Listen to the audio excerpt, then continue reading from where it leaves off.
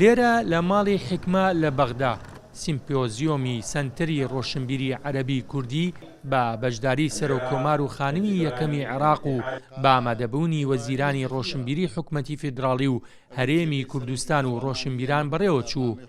ئەم سەنتەرە ڕۆشنبیریە گرنگترین ناوەندی کەلتوری دەبێت بۆ ئاڵوگۆڕی معریفی و زانستی لە نێوان ڕۆشنبیرانی کورد و عەرەب. لەم بارەیشەوە سەرۆکۆمار ئامانج و پلانی سەنتەرەکەی ڕوون کردەوە. فإن المركز يطمح إلى تعزيز التفاعل الثقافي. ئاواتەخوازین ئەم سەنتەرە بتوانێت پەیوەندیە ڕۆشنبیریەکان لە نێوان ڕۆشنبیرانی عەرەب و کورد پتەوتر بکات، هەروەها هاوکار بێت بۆ چەسپاندنی کاری پێکەوەی و ئاڵوگۆڕی معریفە و ئەدەب و زانستە جیاوازەکان. لە ڕاستیدا مێژوو شاهیدی هاوبەشی ڕۆشنبیریەکان دەدات لە دەرخستنی هەوڵەکانی ڕۆشنبیرانی کورد کە بەشدار بوون لە زۆرێک لە دەوڵەمەندکردنی ئەدەب و زانستەکانی زمانی عەرەبیدا وعلوم اللغة العربية. وەزیری ڕۆشنبیری حکومەتی هەرێمی کوردستان دەڵێت بۆ شای و گرفتێکی گەورە ڕوبەڕووی ڕۆشنبیرانی کورد و عەرەب دەبووەوە، بۆیە دامەزراندنی ئەم ناوەندە بایەخێکی زۆری هەیە بۆ نەهێشتنی ئەو بۆشاییە. کێشە و مەشاکلەکانی هاوبەشمان هەیە پێکەوە چارەسەریان بکەین، کارکردن پێکەوە لە ڕووی کولتور، لە ڕووی تەرجمەی کتێب، لە ڕووی کار و چالاکی هاوبەش کە زەرورە لە نێوان کوردان و عەرەبانی عێراقدا بڕێوە بچێت. ئەم سەنتەرە پێم وابێ یەکەم دەستگایەکی ڕۆشنبیری ئەبێت کە بۆ ڕێخستنی کار و چالاکی هاوبەش لە نێوان ڕۆشنبیرانی کورد و عەرەبدا ڕێبخات.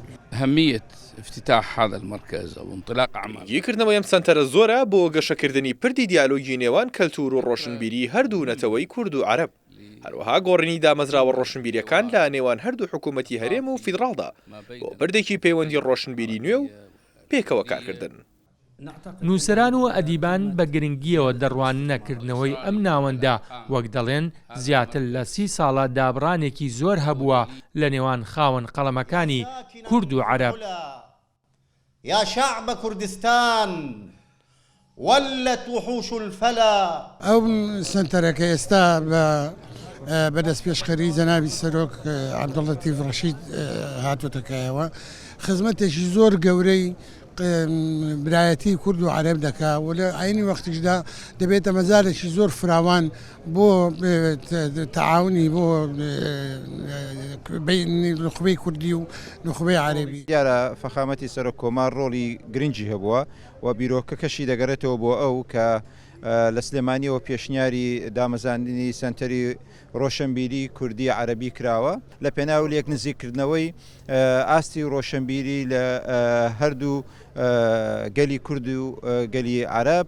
هەمووان بە ئومێدەوە لە دامەزرانی سەنتەری ڕۆشنبیری عەرەبی کوردی دەڕوانن و دەخوازن بێتە ناوەندێک تاوەکو جارێکی تر ئەو پەیوەندیە ڕۆشنبیریە ئەدەبیە بەهێزەی کە پێشتر لە نێوان گەورە ڕۆشنبیرانی کورد و عەرەب هەبوو، لەوانەیش مامۆستا ئیبراهیم ئەحمەد و عەبدوڵڵا گۆران و محەممەد مەهدی جەواهیری و بەدر شاکر سەیاب و دەیان ناوی دیاری تری ڕۆشنبیری دووبارە بکرێتەوە و پەرەی پێ بدرێت.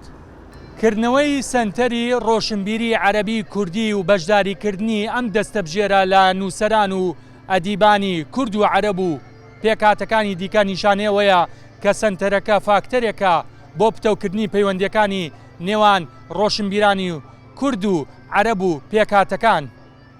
بێستون سەلام، کورسات نیوز، بەغدا.